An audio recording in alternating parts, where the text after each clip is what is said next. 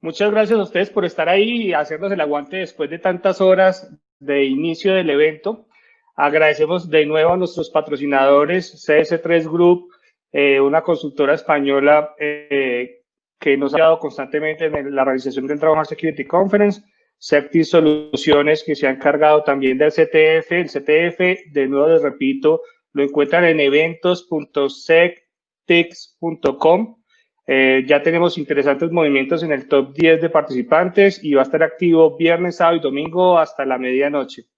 Ethics, que es un consorcio de empresas de tecnología del eje cafetero. Y la verdad es que estamos muchísimo, muy agradecidos con empresas como WebCep, consultora mexicana que nos apoya constantemente en la realización del evento, lo mismo que Ethical Hacking Consultores, empresa panameña que dedica al mundo de la consultoría en seguridad informática y año tras año nos viene colaborando con el Dragon Heart Security Conference. Nubol, que es otra consultora panameña que este año se ha vinculado con nosotros, y Yes We Hack, que es una plataforma precisamente de los temas de Bug Bounty, número 1 en Europa. Sin más dilación, pasamos a otra charla de talento local. Esta charla está compuesta puntualmente por Julio César Gaviria, Cristian Camilo Urcuqui y Anderson Ramírez, quienes nos van a hablar un poco sobre la detección de botnets. ¿Se encuentran ahí? Sí, señor. Aquí estamos. ¿Qué más? ¿Qué más? ¿Cómo va todo? ¿Cómo van viendo el evento? Excelente, Buenísimo, excelente. excelente. Uno va. Genial. Les dejo entonces al público para que puedan participar y yo me retiro. Un gustazo verlos por acá. Igualmente, muchas gracias. Bueno, primero que todo, pues, nuevamente muchas gracias a la comunidad de Dragon Jar, precisamente por aceptarnos esta charla. Esto básicamente hace parte de los resultados que les vamos a mostrar a continuación, hace parte de un proceso de investigación que hemos venido realizando en Colombia. Creería yo que me apegaría a muchas de las cosas que han mencionado los anteriores ponentes. Nosotros vamos a abarcar precisamente algo relacionado a ciencia de datos y machine learning para lo que es detección de ciberamenazas. Entonces, no siendo más, vamos a arrancar entonces con el proceso. Este va a ser el orden de los participantes. En este caso, como el que va a arrancar soy yo, Cristian Camilo Urcuqui. Después irá Anderson y sucesivamente irá Julio César. Entonces, este tipo de charlas en temas de ciberseguridad, usualmente me gusta siempre arrancar con una pregunta que creería que la mayoría de ustedes también estaría de acuerdo.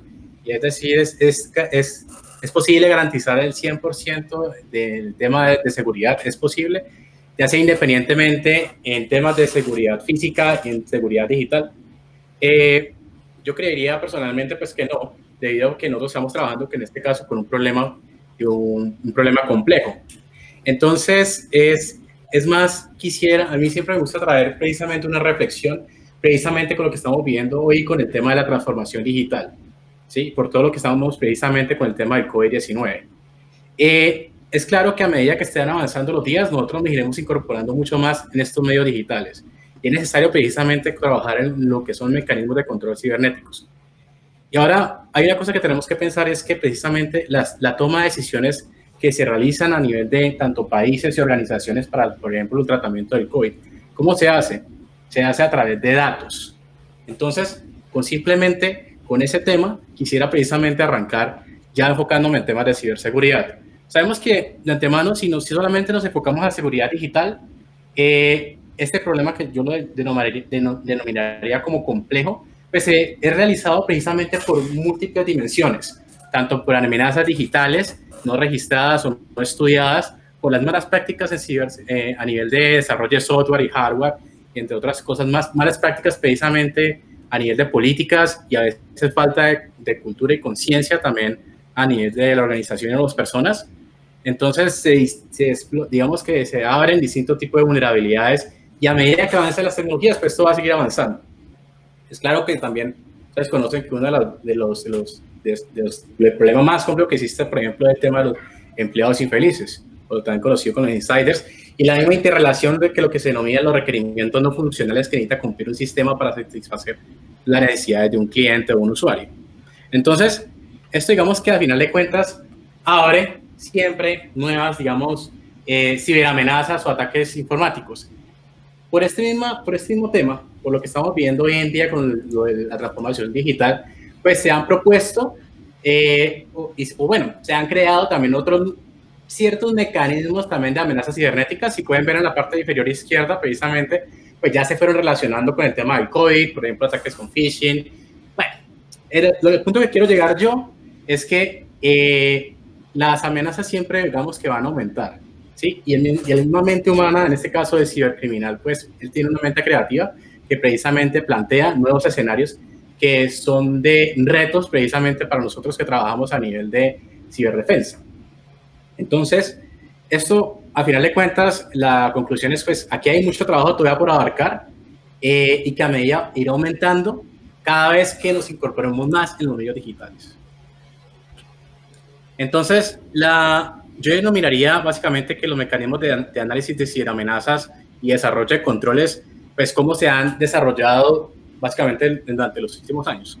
Primero, pues, por medio de un mecanismo de desarrollo en firmas, que básicamente se obtiene una abstracción de lo que estamos verificando del malware, y extraemos un hash. Podemos extraer, por ejemplo, una firma digital de ese software que lo denominamos malicioso. Eso se llama una solución digital que puede ser una base de datos y finalmente es expuesta al público que en este caso los usuarios finalmente utilizan. El otro enfoque que existe es basado en anomalías, que básicamente, o de perfiles también que se denomina, que básicamente es lo que se hace es se toma un registro, digamos que una especie de foto de una aplicación que es lo que usualmente, lo que nosotros estamos analizando. Tenemos un sitio web que nosotros sabemos que es el bueno, que es el nuestro. Entonces lo que estamos haciendo es análisis continuos para verificar algún cambio no autorizado sobre ese sitio, ¿sí?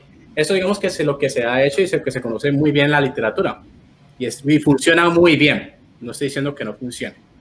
Ahora, esto precisamente necesita de un esfuerzo humano. O sea, ¿qué quiere decir esto? Necesitamos precisamente un esfuerzo humano, de unos recursos económicos, de un proceso que precisamente requiere tiempo.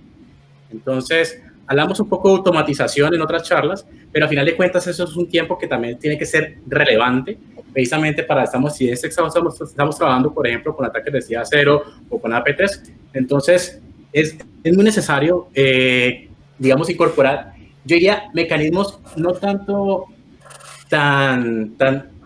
es decir, mecanismos más proactivos que permitan tomar decisiones, ¿sí? Entonces, con esto ya en claro, voy a tomar precisamente una mención que precisamente hacía ahorita hace poco el Chema Alonso, habla un poco sobre el tema de la inteligencia artificial. Entonces, la inteligencia artificial, hoy en día, pues eso está en muchas partes. Hoy en día utilizamos muchas aplicaciones en temas de inteligencia artificial.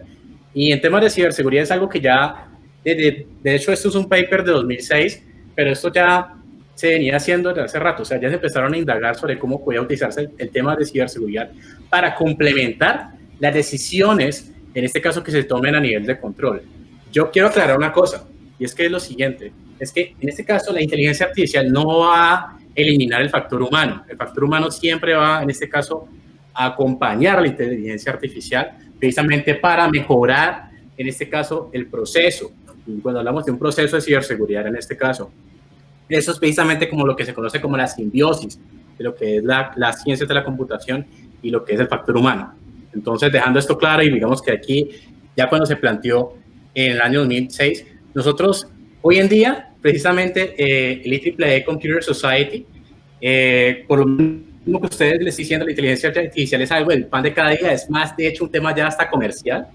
El IEEE Computer Society menciona precisamente las 12 tendencias de lo que se plantea a nivel de tecnología para este año. Entonces, por ejemplo, hoy se menciona el uso de la inteligencia artificial y una subárea que ya vamos a hablar, que se llama Machine Learning, para temas de ciberseguridad. Y finalmente les dejo un spoiler de una próxima charla, que está en este caso en el ítem 10, donde se habla precisamente desde cómo se incorpora la seguridad sobre la inteligencia artificial. ¿Sí? Entonces ya digamos que tenemos que ver eso en las dos perspectivas.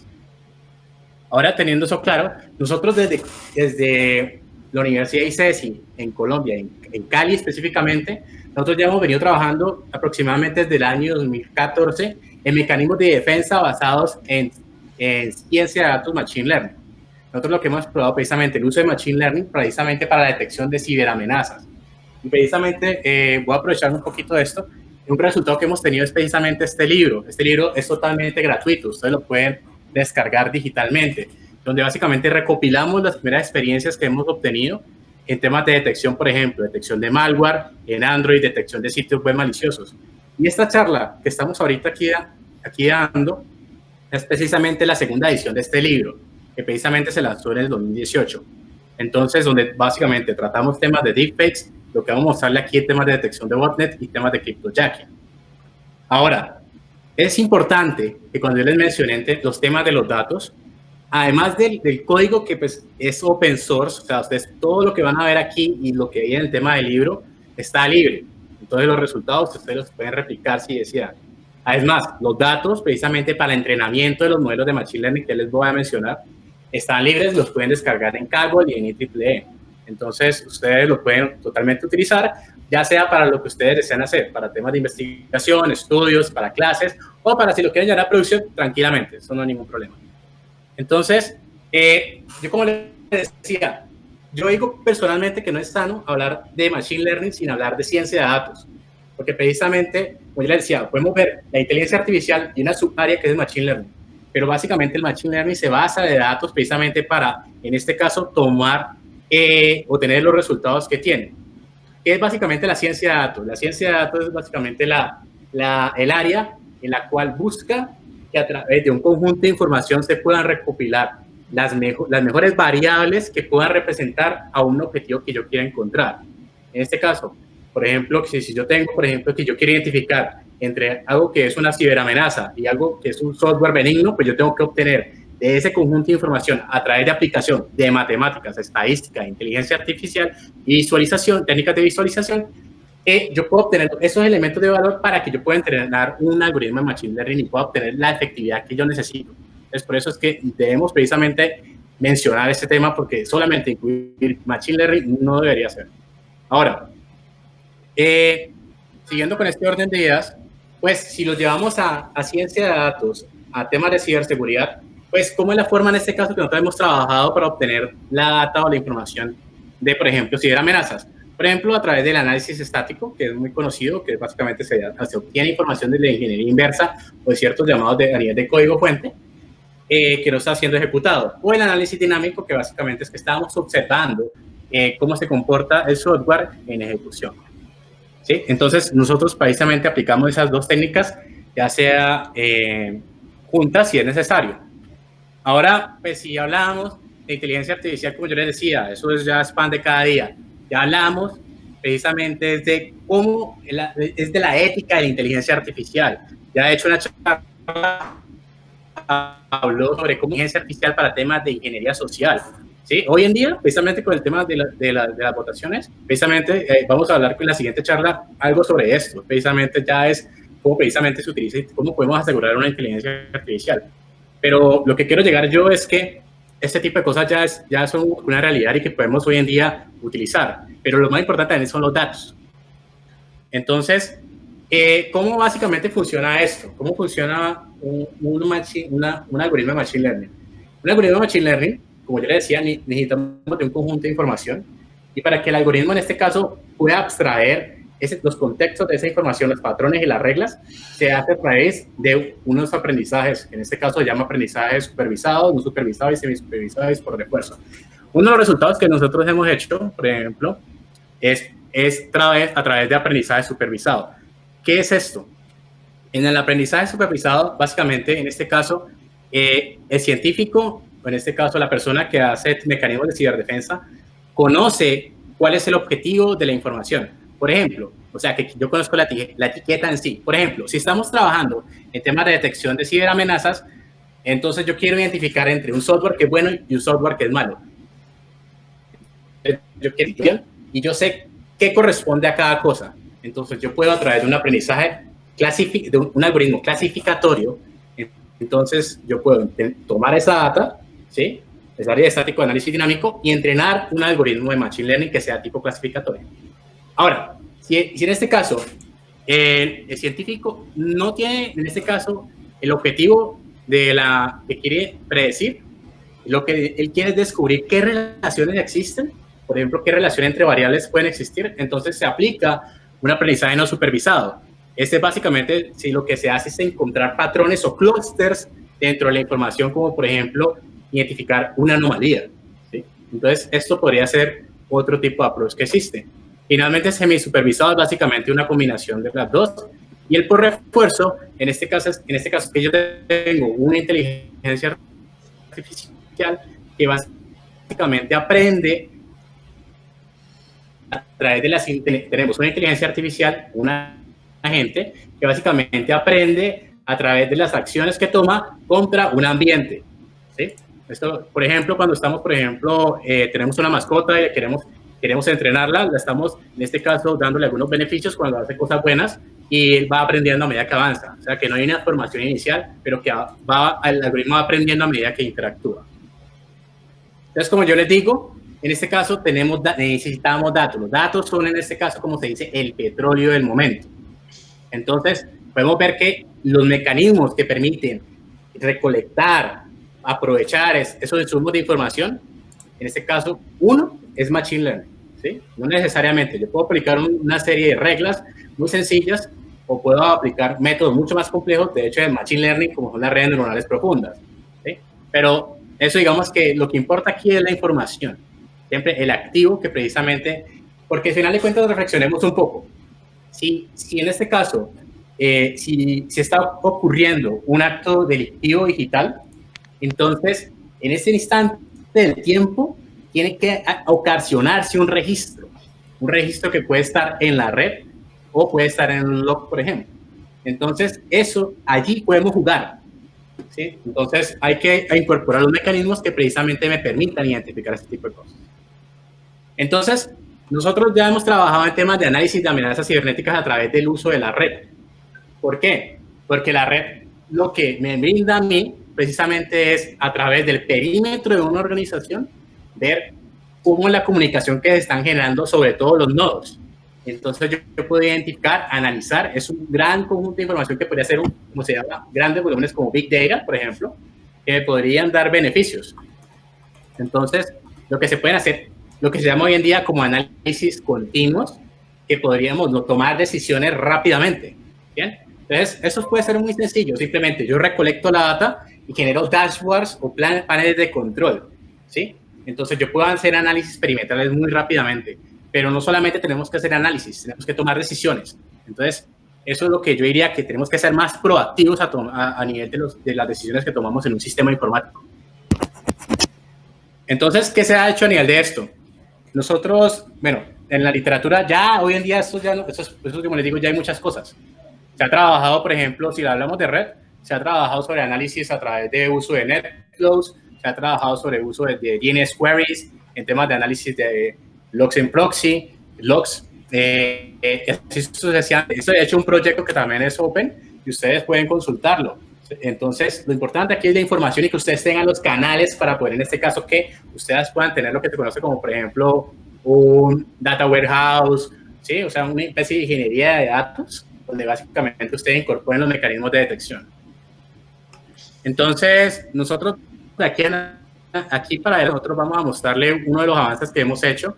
En este caso vamos a hablarle sobre botnets, precisamente pues porque las botnets maliciosas, en este caso pues todavía son cosas interesantes que todavía son para analizar y consideramos que a través del uso de la comunicación que se transmite desde, en este caso, un botmaster contra un conjunto de esclavos como zombies, pues ahí tiene que haber una comunicación, ¿sí? Entonces lo que queremos es ver qué sucede y ver si podemos incorporar mecanismos, primero, de ciencia de datos y machine learning que podamos en este caso detectar. Entonces, no siendo más, como les decía, pues esta es la parte de la segunda edición del libro. Como les digo, es totalmente gratuito y lo pueden descargar y todos estos códigos. Entonces, le debo hacer entonces la palabra a los muchachos para que sigan entonces comenzarnos y nos muestren los resultados.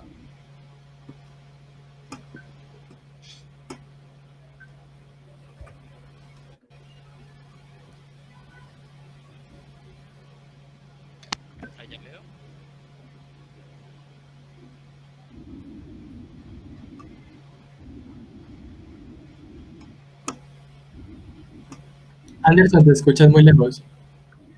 ¿Aló? Ahí ya se ve la presentación. Sí. Entonces, acá está presentada. Listo. Anderson. Perfecto. Bueno, entonces, primero que todo, buenas tardes.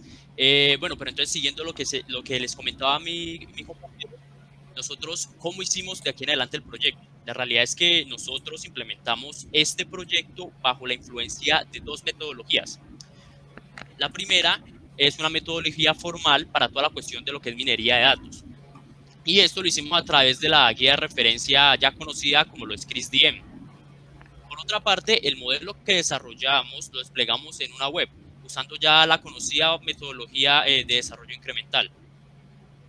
De igual manera, como parte de lo que es el entendimiento de los datos, nosotros hicimos un estudio del estado del arte, es decir, anteriores investigaciones.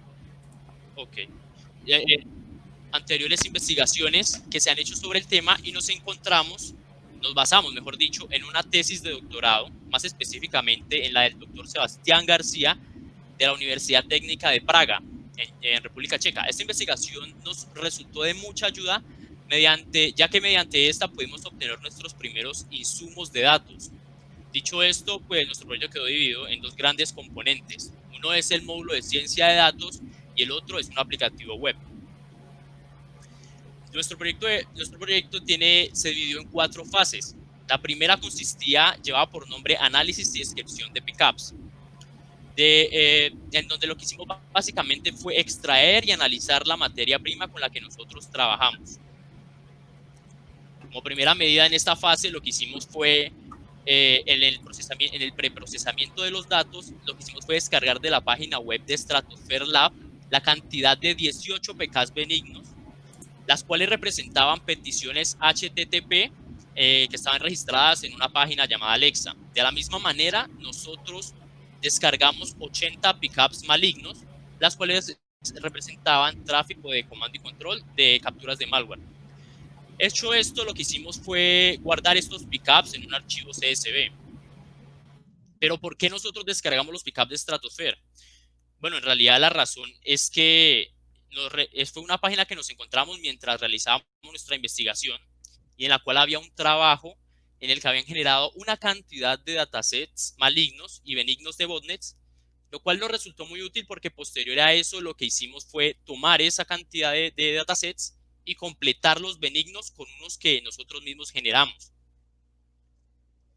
Pero entonces, ¿qué contenía ese CSV en el que nosotros guardamos los pickups?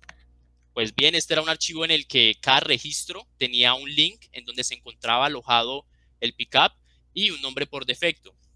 Y hasta aquí vendría lo que sería haciendo el entendimiento de los datos. Ya en la segunda fase, que corresponde a la creación del dataset insumo, lo que hicimos fue, mediante una distribución Ubuntu, montar un laboratorio en el que básicamente lo que hacíamos era tratar los datos.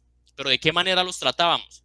Pues bueno, nosotros lo que hicimos fue empezar primero a transformar un archivo pickup a un conjunto de archivos NFPCups, como lo vemos acá en la animación.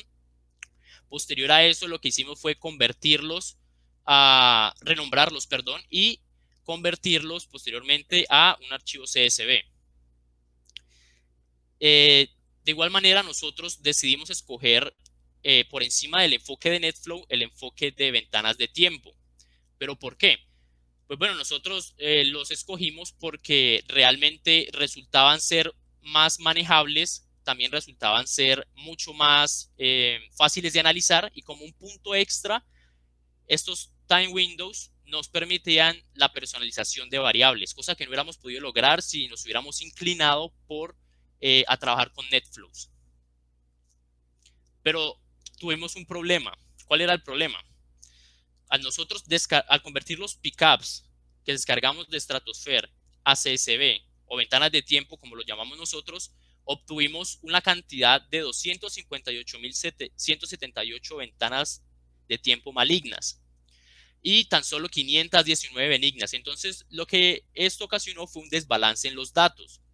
¿Qué hicimos nosotros? Intentamos aplicar una técnica llamada oversampling, la cual nos permitía generar muchos más pickups, y al usarla obtuvimos 21 pickups más, que eso se traduciría en ventanas de tiempo en cantidad de 649. Pero entonces, seguía siendo muy alto el desbalance. Lo que hicimos entonces posterior a eso fue aplicar otra técnica que se llamaba undersampling para cada experimento, la cual consistía en tomar solo una muestra de los datasets malignos. Esto con el fin pues de que las cargas se equilibraran un poco más. Cuando ya empleamos estas técnicas, obtuvimos un aumento en la cantidad de ventanas de tiempo y quedamos con la cantidad que ven ahí en pantalla, 258.178 ventanas de tiempo y 1.168 ventanas de tiempo benignas. Bueno, dirán un poco también desbalanceado, pero esto nos permitió trabajar de manera más cómoda a la hora de hacer los experimentos. Pero entonces, este dataset de insumo, ¿qué contenía? Estas eran algunas de las variables que contenía este dataset. Cuando nosotros, esas variables, algunas de estas fueron generadas por la herramienta NFDOM y las demás fueron propuestas por nosotras. Entonces, cuando tenemos este conjunto de variables, usamos técnicas de minerías de datos para la depuración de estas variables, como lo era el Feature Importance, mediante árboles de decisión, y todo esto con el fin de sacar las variables más representativas o de mayor importancia para nosotros trabajar de ahí en adelante con ellas. Algunas de estas variables que vemos en pantalla son la cantidad de net flows, el número de paquetes, los protocolos más usados, los puertos de origen y destino más usados, y no menos importante, el tipo de la ventana de tiempo, es decir, si es benigna o es maligna. De igual manera, nosotros hicimos una preparación de los datos en el que consistía, nosotros eliminamos outliers o valores atípicos, también eliminamos algunos valores faltantes que ven en algunas columnas. De igual manera, cambiamos algunos tipos de las variables para trabajar con mayor comodidad y posterior a eso decidimos emplear en nuestra fase de modelado 5 tipos de modelos de Machine Learning, como lo son el Naive Bayes, como lo es la regresión logística, el KNN, el Random Forest, y también empleamos un modelo con árboles de decisión. Pero ¿cómo medimos estos modelos? Nosotros decidimos escoger como métricas la precisión, el recall, el F-1 score, el kappa, el accuracy, y pues por su parte, en cuanto a los protocolos, usamos el holdout estratificado, también usamos el cross-validation mediante la técnica de grid search, todo esto para la optimización de los parámetros que se le iban a dar al modelo. Y dicho esto, pasamos a la siguiente fase, que era el empleo de los experimentos como tal en la analítica de datos. Entonces, de acuerdo a eso, voy a dejar de compartir para que mi compañero les presente la siguiente.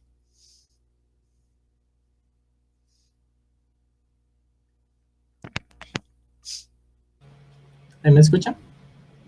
Sí. Listo. Entonces, como mi compañero lo mencionaba, luego de esas dos fases que nosotros tuvimos en nuestro desarrollo de este proyecto, seguía la parte de la analítica de datos. Entonces, como pueden observar, nosotros llevamos a cabo 3 experimentos, entre los cuales uno tuvimos un intermedio, que fue una hipótesis, un supuesto que se originó luego de que nosotros estábamos evaluando entre el experimento 1 y el experimento 2. Ahí se ve la presentación. Listo. Entonces, una vez tuvimos los 3 experimentos, entonces continuamos con el experimento número 1, que lo vamos a explicar. Entonces, el experimento 1 lo que tomamos fue 519 ventanas benignas, que eran las que obtuvimos de Stratosphere, con 800 ventanas malignas que también fueron obtenidas pues, de ese mismo laboratorio. Una vez nosotros hicimos eso, decidimos tomar un holdout para poder separar los datos de entrenamiento entre un 70% de entrenamiento y un 30% de testing. Listo. Una vez hecho eso, lo que hicimos nosotros fue hacer un análisis exploratorio de datos y utilizando un Random Forest Classifier utilizamos la técnica denominada Feature Importance, lo que permitía reducir de 31 variables, que fueron las que mi compañero les explicó, a un total de 14 variables, que son las que pueden observar en pantalla, entre las que tenemos, por ejemplo, el número total de puertos, promedio de bytes, total de puertos de origen, tenemos también el top 1 de los puertos de destino, los percentiles, también tenemos la cantidad de netflows, conexiones peer-to-peer, también tenemos y algunos otros protocolos. Una vez terminado todo lo anterior, originamos estas 2 tablas que representan pues, el entrenamiento y el testeo en el experimento 1.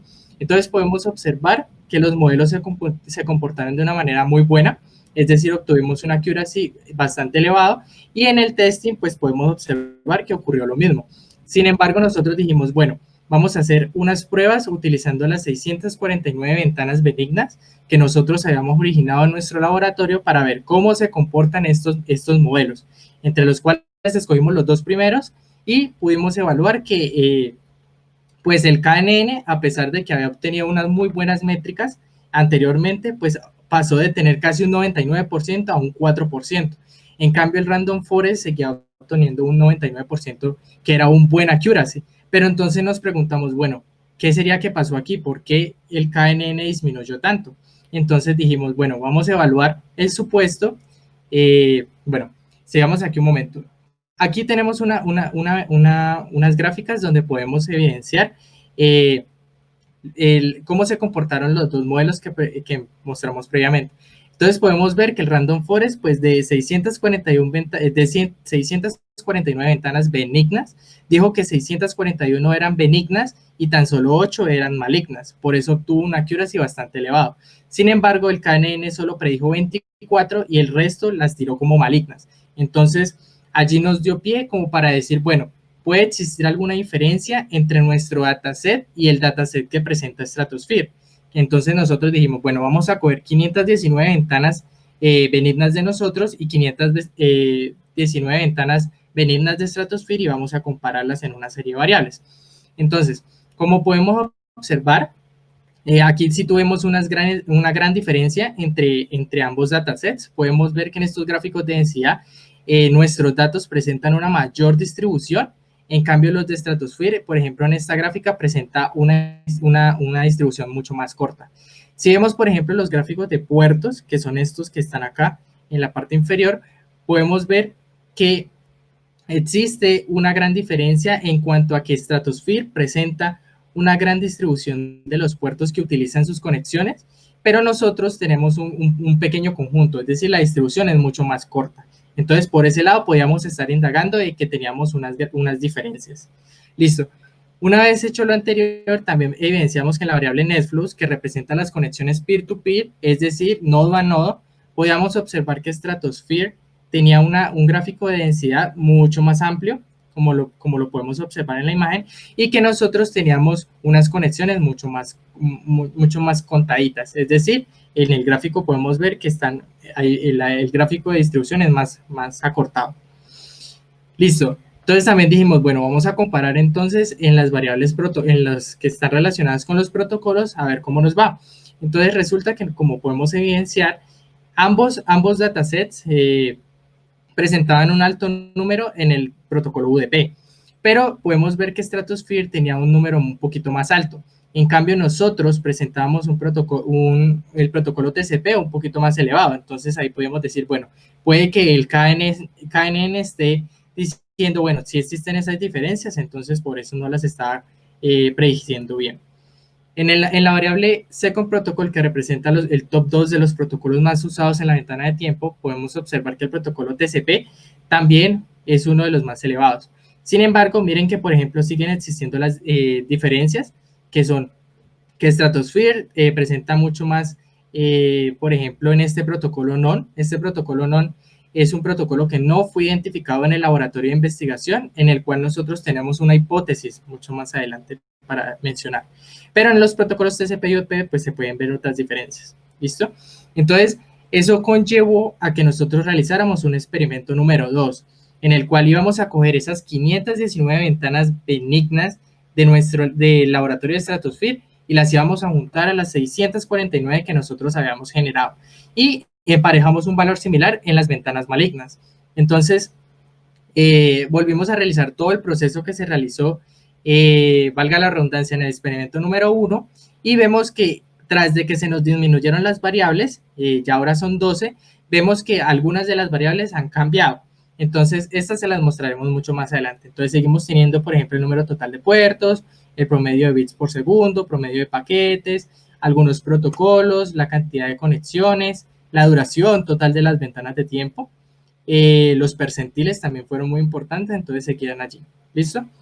Entonces, dijimos, bueno, vamos a hacer lo mismo que en el experimento 2 y vamos a probar los modelos de Machine Learning que nosotros teníamos. Entonces, como pueden ver, las métricas siguieron muy altas, fueron súper buenas, evaluándolas tanto en entrenamiento como en testing. Podemos observar que los accuracies superan el 99% en algunos de los casos. El Cadena y el Random Forest siguen siendo los dos mejores modelos. Y pues dijimos, bueno, vamos a hacer una tabla donde comparemos cuáles variables fueron las que se depuraron entre el experimento 1 y el experimento 2. Entonces podemos observar que algunas de las variables siguen siendo las mismas. Miren que, por ejemplo, todas estas siguen siendo iguales, a excepción de esta que es, por ejemplo, la línea 3, que cambió de P1 y B, que es el percentil 25% de bytes de entrada, cambió al promedio de paquetes por segundo que entraban. Y miren que, por ejemplo, estas dos variables pues se fueron. Entonces ahí tuvimos una gran diferencia. Luego dijimos, bueno, vamos a hacer un experimento número 3 donde vamos a coger esos modelos de Machine Learning que previamente entrenamos y que testeamos, lo vamos a integrar a nuestro aplicativo, que más adelante lo vamos a mostrar, y vamos a probar cómo nos va colocando unos conjuntos que no fueron en ningún momento testeados, ni pasaron por entrenamiento, ni por pruebas.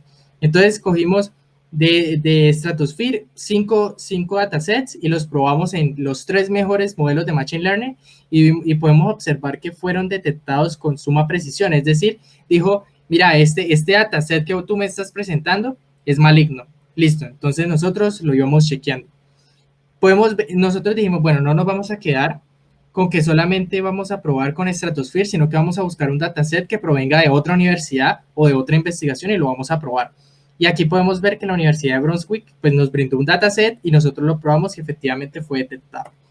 Entonces, cabe resaltar que también lo probamos con datos benignos porque tocaba probarlo ya que es una herramienta en tiempo real y podemos observar que nosotros hicimos una serie de pruebas dependiendo de los paquetes. Entonces, tomamos 5,000, 10,000, 20,000 y 500,000 paquetes y luego de eso, entonces los variamos entre cada uno y podemos ver que el Random Forest a la cantidad de 20,000 paquetes, pues no pudo detectar que eran benignos, sino que lo predijo como maligno. Entonces allí hubo un pequeño inconveniente. Sin embargo, seguimos con la fase número 4, que es el aplicativo web, donde nosotros creamos nuestra herramienta que se llama Command and Control Detector. Command and Control Detector es una herramienta, un aplicativo web que permite loguearse con un correo electrónico. A este correo es donde le va a notificar a la persona si efectivamente un escaneo presenta, por ejemplo, problemas o está bien. El aplicativo se ve más o menos de esta forma. Este es el dashboard. Una vez la persona ingresa al aplicativo, entonces puede ver una ventana donde va a encontrar como el historial de escaneos y un gráfico donde podrá observar todos los escaneos que ha hecho separados entre benignos y malignos. Listo, entonces aquí tenemos un demo que es de nuestro aplicativo, entonces voy a proceder a colocarlo. Este es más o menos el aplicativo, entonces lo que les decía, se loguea a la persona, al principio no va a haber nada porque pues no ha hecho escaneos, luego de eso la persona le va a dar comenzar escaneo y en el interior, en el back de nuestro aplicativo va a empezar una serie de escaneo a la red directamente, va a extraer unos paquetes y va a armar una serie de backups con el fin de probar si la red efectivamente está bien o está presentando alguna anomalía. Entonces, como pueden ver aquí, se presentó un paquete bueno, una predicción benigna. Entonces, nosotros luego procedimos a cargar una serie de datasets malignos para probar que efectivamente funcionaban los modelos de Machine Learning y podemos observar, aquí estamos haciendo unas configuraciones para que no coja directamente la red, sino que coja directamente los paquetes y él empieza a hacer todo el escaneo. Todo este escaneo es todo el proceso que mi compañero le mencionó en el laboratorio, sino que de una manera automática. Entonces, él empieza como a hacer una lectura, renombra, transforma y pasa estos datos por los modelos de Machine Learning y luego dice, y saca una predicción. Y esa predicción, si es negativa, si es maligna, yo te envío a tu correo electrónico una notificación diciendo que tu red parece que tiene un comportamiento propio de la fase de vida de comando de las botnets, que es Command and Control. Entonces, lo que va a hacer aquí, lo que ustedes ven en pantalla, es que está generando esas predicciones y una vez finalizó, él va a enviar ese correo. Entonces, él debería haberla detectado como maligna y si nos vamos a nuestro correo electrónico, efectivamente vemos que presentó una anomalía. ¿Listo? Si nosotros nos regresamos al dashboard de nuestro aplicativo, podemos observar que efectivamente ya el gráfico nos pinta esa negativa y luego nos dice que se detectó un dato maligno. Y nos dice la fecha y probablemente qué pasó. ¿Listo? Listo, entonces ahí introduzco a mi compañero para que... bueno, mentira. Listo, entonces los resultados más importantes. Entonces tenemos que los resultados más importantes que nosotros generamos están correspondidos a las variables average PPS y bytes, que representan los promedios de bits por segundo y los promedios de paquetes por segundo. Si ustedes pueden ver acá, la distribución de los datos en los datos benignos y malignos presentan una clara diferencia. Miren que, por ejemplo, los malignos presentan el promedio de bits es en muy baja cantidad y el promedio de paquetes por segundo también presenta muy baja cantidad. Eso significa que puede que en algunos momentos se esté conectando el sistema de comando y control a sus esclavos, pero quiere que estas conexiones no perduren en el tiempo, a diferencia de las benignas que requieren que todo el tiempo se estén enviando datos, ¿verdad? Esta parte también la podemos ver en la variable bytes, que representa todos los bytes en la ventana de tiempo. Podemos observar que existe una clara diferencia. Miren que, por ejemplo, acá tenemos que la distribución de los datos benignos tienen una mayor densidad, una mayor distribución. En cambio, los malignos presentan en bajas cantidades. Significa que de vez en cuando el servidor de comando y control envía señales, envía comandos de sincronización, envía datos para descargar. Entonces, esto puede ser un gran factor de diferenciador entre datos benignos y malignos. Miren que, por ejemplo, acá, en las variables duración y cantidad de conexiones peer-to-peer, o sea, total de NetFlows, podemos ver lo mismo. Miren que, por ejemplo, los benignos presentan una mayor cantidad y los malignos presentan en bajas cantidades. Entonces, los gráficos de densidad están más tirados hacia la izquierda. Entonces, podemos pensar esa hipótesis. Una vez hecho eso, dijimos, bueno, vamos a contrarrestar las otras variables, las que están relacionadas con los puertos, y miren que por lo menos pasaba lo mismo. Miren que los datos benignos se comportaban de una manera mucho más amplia. Es decir, por ejemplo, si nosotros tenemos un aplicativo, sabemos que ese aplicativo tiene varias conexiones a bases de datos, tiene web services, tiene, dependiendo de los servicios que se expongan, ¿verdad? Pero puede que los servidores de comando y control solo tengan unos puertos destinados para hacer esas conexiones con los esclavos. Entonces, esto es una hipótesis que también tuvimos y que ganó gran fuerza mirando estos gráficos. También podemos observar que los protocolos existe una clara diferencia. Miremos que, por ejemplo, uno de los protocolos, los benignos presentaban grandes volúmenes de datos en protocolos de UDP. Los malignos también utilizaban TCP, pero miren que los benignos también los usaban. Pero nos hizo gran curiosidad ver este protocolo NON, que nosotros dijimos como, bueno, este protocolo, ¿de dónde salió? Porque no lo detectó nuestra herramienta de laboratorio. Entonces, esto lo explicaremos más adelante. También tenemos las entradas de bytes. Miren que, por ejemplo, aquí nosotros teníamos el caso contrario de lo que estábamos presentando anteriormente, que es que los datos benignos tenían una distribución mucho más corta que los malignos. Significa que puede que hayan algunas ocasiones en que los servidores de comando y control envíen, no se envíen archivos, envíen comandos que pesen un poco más o que necesiten un poco más de paquetes, y estos picos que se ven acá pueden estar reflejados en eso. Entonces, una vez hecho eso, miremos, por ejemplo, también la gráfica que representa los puertos de origen, es decir, de donde salen las conexiones. Miremos, por ejemplo, que se presentaba que en los datos benignos utilizaban el puerto 53443, que representa el servicio HTTPS, pero también tuvimos como una gran incógnita al saber que estaban utilizando un puerto 0 los malignos. Entonces decíamos, un puerto 0, ¿por qué están utilizando un puerto 0 ellos? Entonces, miren que ellos también utilizan el 443, pero en muchas menores cantidades, y el 8080. ¿Listo? Listo, entonces aquí introduzco a mi compañero para que nos dé las conclusiones. Entonces, por favor, Anderson, ¿nos comparte las conclusiones?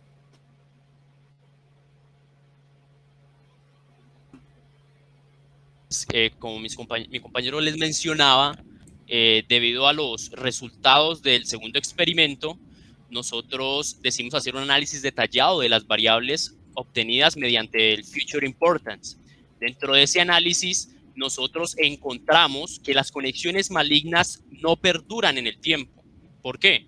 Pues, como podemos ver en las gráficas, en las variables duración y NetFlows, hay un común denominador, y es que el rango de las ventanas de tiempo benignas, específicamente las de color verde son las benignas, es mucho más amplio que el de las malignas. Ustedes pueden ver cómo el rango de la figura, de la silueta del color verde es mucho más amplia que la de color amarillo. Esto tiene una explicación, y es que los servidores de comando y control de las botnets tienden a enviar periódicamente comandos de sincronización, pero no mantienen las conexiones durante el tiempo. A diferencia de las comunicaciones normales, que sí requieren mantener un flujo constante de datos. Otra aseveración que encontramos interesante fue que las conexiones malignas ya conocen los puertos más vulnerables. Decimos esto, ¿por qué? Pues porque en las variables que representan el total número de puertos origen y destinos usados, que son estas dos figuras que ven acá, los flujos normales, las de color verde, usan un rango más amplio de puertos. En cambio, las comunicaciones malignas, que son las de color amarillo, usan un rango mucho más bajo, mucho más angosto. La razón de esto es porque los cibercriminales ya conocen, tienen una experticia, tienen muy claro cuáles son los puertos más vulnerables, y de acuerdo a eso ellos diseñan sus exploits para que trabajen sobre estos puertos como tal. O sea, no van a ciegas, ya saben a qué atacar. De igual manera, la distinción, otra observación que obtuvimos fue la distinción entre protocolos, que es muy clara. ¿Por qué? Ya que en la variable que representa el protocolo más usado en las comunicaciones, evidenciamos que los datos benignos, las de color azul, usan protocolos UDP, usan protocolos como UDP, TCP e ISMP para transmisión de datos. Por su parte, las comunicaciones malignas, las de color naranja, también pueden usar estos protocolos, pero pues a diferencia de las benignas, usan los protocolos, además de los que ya mencioné, ICMP6 y un protocolo no reconocido por la herramienta NFDOM categorizado como NON. Pero entonces surge una duda, ¿qué es ese protocolo NON?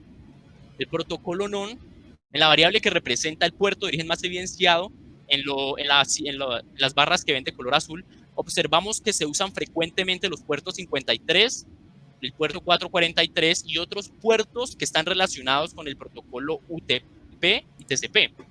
Por otro lado, observamos que en los datos malignos, los de color naranja, hay un alto uso del puerto 0, seguido del 443 y el 8080. Pero, ¿qué quiere decir esto? La explicación del uso del puerto 0 es que es muy efectiva en ataques de agotamiento de ancho de banda. Entonces, imaginémonos esto, el botmaster envía tráfico sin encabezado L4, es decir, que no tiene puerto de origen ni destino, por lo que el sistema le asigna por defecto el puerto 0.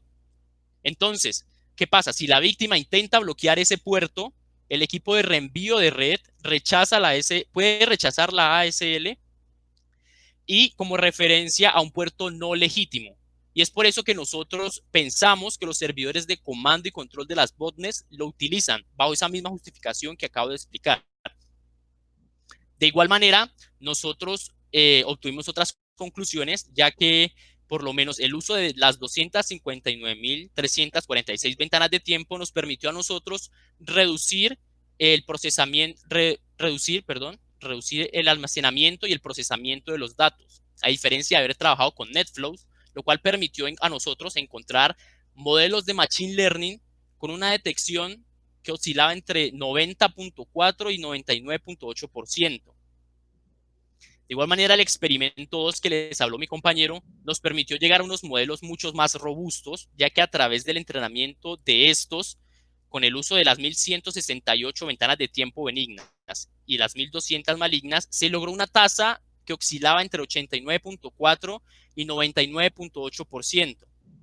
Entonces, en suma a lo anterior, esto nos conduce a la conclusión que los mejores modelos que entrenamos nosotros fue el KNN y el Random Forest, los cuales poseían una precisión del 99.8 y un coeficiente kappa del 99.7%. Finalmente, una última conclusión que hallamos fue que a través del uso de 13 variables pudimos, 13 variables presenciadas en el experimento 2, las cuales comprometían algunas como el promedio de bits por segundo, el número total de bytes, la duración, el número de NetFlows, el protocolo más usado, puerto de origen más usado y el número total de puertos de origen o destino usados, podemos visualizar lo que les acaba de mencionar, que las conexiones malignas pueden conocer los puertos más vulnerables, además de eso no perduran en el tiempo y que evidencian el envío de tráfico sin encabezado a través del puerto cero, del que les hablé hace un momento, como técnica para poder hacer ataques como de negación de servicios. Todo lo anterior permite tener unas diferencias muy claras entre los patrones de comportamientos malignos y patrones de comportamiento normales. Entonces, nosotros aquí ya finalizamos y sin antes dale. Por último, extendemos nuestra invitación. Podemos observar que todo esto, todo el ciclo de vida que nosotros tuvimos en nuestra investigación, todos los datos que recopilamos, todo el aplicativo web se van a dar de manera open source, es decir, todo lo van a poder encontrar en este enlace de GitHub. Si alguno de pronto quiere revisarlo, quiere seguir indagando acerca de esto, quiere seguir creando de pronto una comunidad en torno a esto, la invitación está totalmente extendida y lo puedes encontrar pues en este enlace que presentamos a continuación. Y ya haciendo esto, les damos muchísimas gracias por su atención y gracias por venir. Muchísimas gracias. Si en algún momento tienen alguna inquietud o quieren comunicarse con nosotros, ahí están los enlaces de correo, tanto como los enlaces de GitHub. Y muchas gracias por su atención y muchas gracias, en serio. Hola, ¿cómo están, muchachos? Excelente presentación. Muchísimas gracias por compartir este contenido con nosotros. Tenemos algunas preguntas del público. Una de ellas es, ¿qué significa Kafka? Cuéntanos. Kafka. En este caso va a ser parte de una tecnología precisamente para temas de análisis de grandes volúmenes de información, que fue la que presentamos para parte del estado del arte. Como les mencioné en la diapositiva, pues ya hay soluciones que básicamente tenés un nodo y tenés varias múltiples de nodos y la red te genera muchos conjuntos de datos. Entonces, para eso necesitas una arquitectura que soporte lo que llama Big Data. Entonces, Kafka, en este caso, con Spark y otro tipo de herramientas, te permiten precisamente procesar datos como digamos, en real time, precisamente para tomar y llevarlos a tomar a un modelo o un dashboard que te llevaría a ese tipo de cosas. Perfecto. Otra pregunta, ¿dónde pueden encontrar el libro que mencionaron, formato físico? Y si está en digital, pues también el enlace del digital. Ah, claro, este es el libro. Pues yo voy a hacer propaganda, qué pena, Jaime, pero bueno. El libro es gratuito, lo pueden descargar digital en la Universidad ICESI, en Cali. Es un libro, pues, precisamente, yo en estos días vi una charla tuya, Jaime, y yo lo sentí muy personal. Es decir, cuando yo hice este libro, precisamente pensé en cómo Cristian debería conocer cuando debería saber antes de iniciar en esto. Y precisamente esto incorpora los primeros pasos en lo que se llama ciencia de datos en ciberseguridad. Pero les digo, a veces, como les digo, hablar de inteligencia artificial y machine learning es un poco comercial. Hay que hablar primero de datos. Todo ese tema un poco hablar de estadísticas, ¿sí? Eso es porque eso se necesita. Porque si yo logro identificar el patrón, precisamente puedo llevarlo a una regla simplemente o puedo llevarlo a algo más complejo. De hecho, qué pena, voy a tomar un último segundo. Aquí nosotros utilizamos algoritmos de machine learning muy simples. Nosotros no usamos nada de analítica avanzada, que es deep learning, algoritmos de redes neuronales profundas. ¿Por qué? Porque en este caso nosotros queríamos hacer algo mucho más sencillo, porque estos tipos de modelos nos permiten saber cómo está más allá el modelo más abierto. La red neuronal es un poquito de caja negra, entonces no puedo obtener más del contexto de la información. Bueno, tenemos otras preguntas, sí. Cristian. Una de ellas es, espera un momentico, la organizo en mi cabeza porque está un poquito mal redactada. Bueno, en un entorno real, la herramienta que se le pasa los paquetes en formato NetFlow o en un entorno real, a la herramienta se le pasan los paquetes en formato NetFlow o esta herramienta se usa como un sniffer de red. Mira, lo que utiliza la herramienta es coge los paquetes que están directamente pasando en la red, es decir, utiliza como una especie de la tecnología que utiliza Wireshark, yo creo que la persona sabe que es Wireshark, utiliza los paquetes que están pasando actualmente por la red, los arma en un archivo PCAP y luego de eso lo que hace es hacer la transformación, ¿sí? Entonces todo eso está en tiempo real, es decir, que sí los extrae y sí a partir de ellos los analiza. Listo, otra pregunta relacionada con el entrenamiento. ¿Cuántos epochs utilizaban en el entrenamiento? Sí, yo puedo arrancar ahí. Nosotros no usamos épocas porque no hace parte de una red neuronal. Nosotros utilizamos un método que llama validación cruzada. Ojo, la realidad usualmente es que uno tiene más datos benignos que datos maliciosos. Esa es totalmente la realidad. Pero entonces, para un método precisamente que me permite a mí solapar y darle oportunidad a unos datos que están mucho menos, o sea, que tengo menos cantidad, permita submuestrear para darle más oportunidad a los datos. No utilizamos épocas, utilizamos validación cruzada para darle más oportunidad a datos mucho más pequeños. Eso es lo que estamos utilizando. Perfecto. Eso es todo. Hay algunas otras preguntas, pero me imagino que las estarán respondiendo ustedes en redes sociales. Recuerden compartir sus aportes, sus dudas y sus comentarios con el hashtag DragonHeartCom. Acabo de hacer un trino en la cuenta DragonHeart para regalar las primeras 20 entradas de SED Antivirus por un año. Ahorita vamos a hacer en vivo la premiación de estas 20 personas seleccionadas. Ustedes solamente tienen que darle retweet a ese trino y comentar con el hashtag DragonHeartCon que están participando.